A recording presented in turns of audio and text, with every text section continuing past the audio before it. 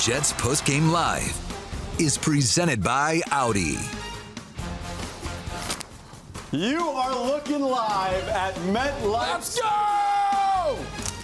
After a thrilling come from behind opening win for the Jets on Monday Night Football. All gas, no breaks from Xavier Gipson, one of the stars of Hard Knocks this offseason, the undrafted free agent out of Stephen F. Austin.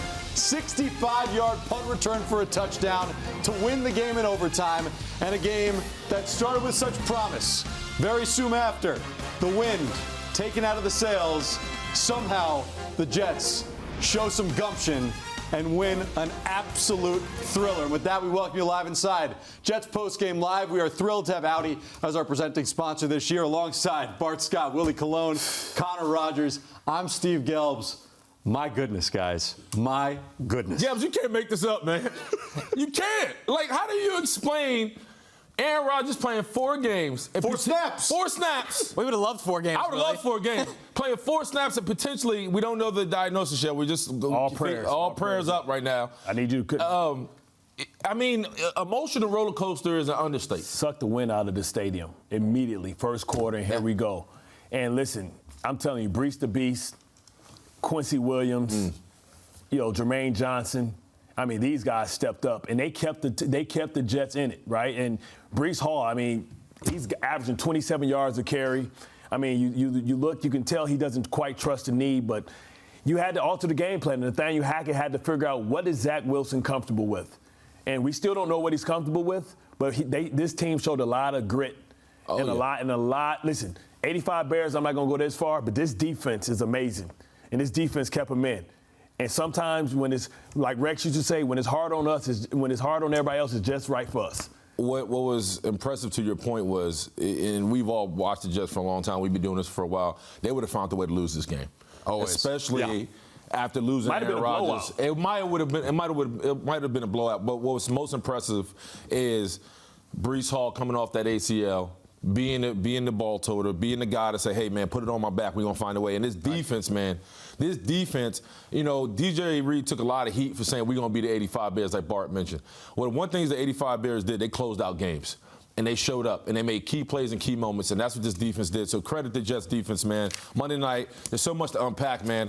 I'm almost threw up before we started the show. So it's insane. I can't even breathe. Just gutsy, right? You look at how everybody answered the call. Quinnen Williams took over this game in the second half. DJ Reed didn't have the best drive of his career when the Bills went down the field to tie it at the end, and then he answered the call at the last play in overtime before the punt, where he got them off the field. So you just look at everybody that answered the bell. Yep. Bart said Brees really legging it out, right? He's trying to get trust back in that knee, but he kept taking the rock, kept making big plays. Garrett Wilson, a superstar on this team. What a catch. I mean, that should have been intercepted, and instead it turns into 6 points. Greg the Leg making his kicks. It just goes on and on. Everybody, I mean, you got to imagine what they felt like when they saw Aaron Rodgers go down. But imagine what New York felt like. I know. I was in that room.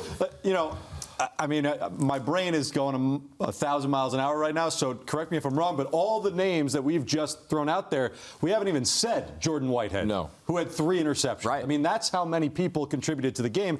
And, quite frankly, guys, I know we started in pregame talking about the expectations, the Super Bowl expectations, and so much of that was about Aaron Rodgers. Yeah. But there was no way that this team was going to go into this season with those expectations based on one player alone. And I think what this group showed today is that they were worthy of those expectations. We don't know what's going to happen with Aaron Rodgers, and I'm not going to try and sugarcoat it. If they've lost Aaron Rodgers for the season or for an extended period of time, it's bleak. It's really tough to see them hitting that mark. But that is a Super Bowl defense, and there are some players on the offensive side that are Super Bowl caliber players. And listen, I'll let Joe Douglas do what Joe Douglas do. And we'll find out the news about Aaron Rodgers tomorrow, and hopefully we get encouraging news. But, I trust that Joe Douglas, you think about the money that Aaron Rodgers gave back. You think about Corey Davis. They have room in the salary cap to be able to make a trade, and Joe Douglas is good at that, right? And Zach Wilson has continued to say, hey, this is my time, this is my moment. And Nathaniel Hackett has to prove that he can develop a young quarterback. I know that's not what he came to here to do, and that's not what it is. But, even you think about next week, they got to figure some things out, and they got to bring some guys in and see if they can have some signings, whether it's a Colt McCoy, whether it's a trade for Tyrod Taylor, or whatever it is. It looks like Aaron Rodgers, I can't see him on a short week being available, no matter if it's the best news, being available for next week against that type of pass rush. I thought Mekhi Becton, showed up, and, it wasn't perfect. This offensive line, it wasn't perfect. But I tell you what, they showed a lot of grit, and when it came down to it, and they said, hey, we just got to run the ball. Zach, we can't really throw the ball, and Zach is struggling a little bit, and we don't have the timing together. They said, we're just going to run the ball. They put in 3 tight ends, and they say, you know what? They know we're running it, and we know we're running it. Let's see if they can stop it. And the defense did a tremendous job in getting turnovers. We talked about this defense trying to get turnovers. Well, they got 4 today. And I love the fact that smug look on Diggs' face when it's early on and everything's going their way and the momentum's their way. I'm him, all this stuff in the camera, talking all this stuff. I would love to see what his face looks like now. Yep.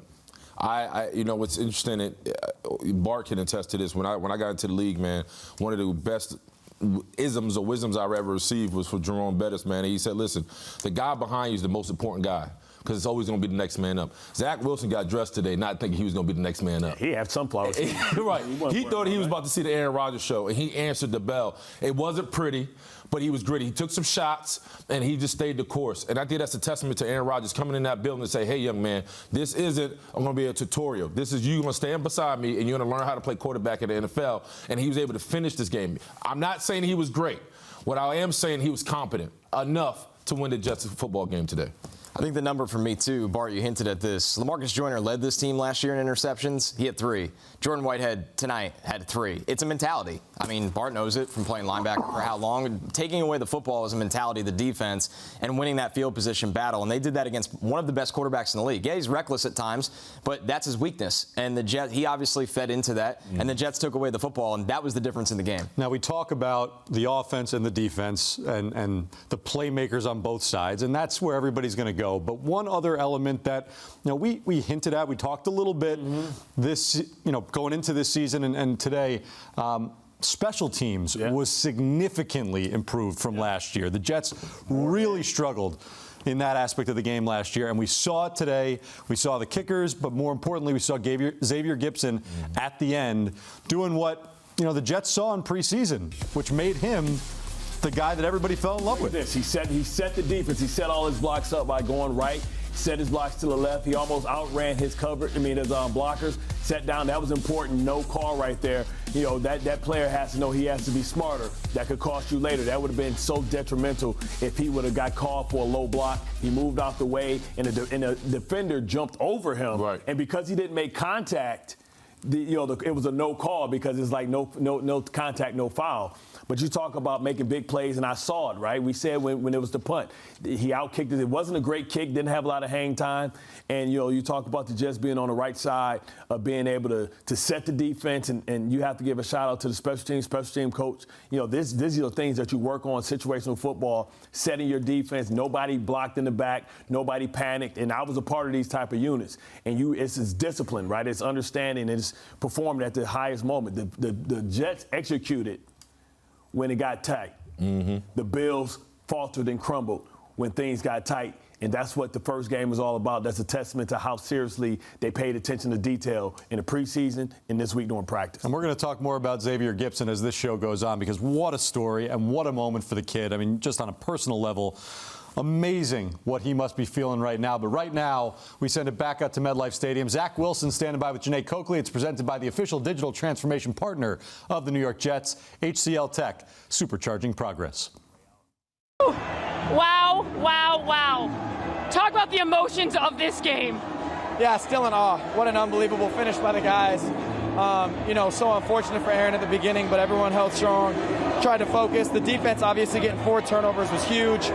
We got to capitalize on those more of an offense, but then to finish like that with Xavier, a young dude that has so much talent, I'm so happy for him. Unbelievable team win.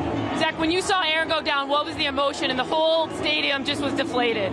Yeah, I mean, it's one of those things that is so unfortunate, but in my position, you have to understand it happens, and you have to be ready, and you have to be able to step up and play. And my job is to close the gap. How close can I be to Aaron Rodgers? And, I'm going to keep working on that every single week.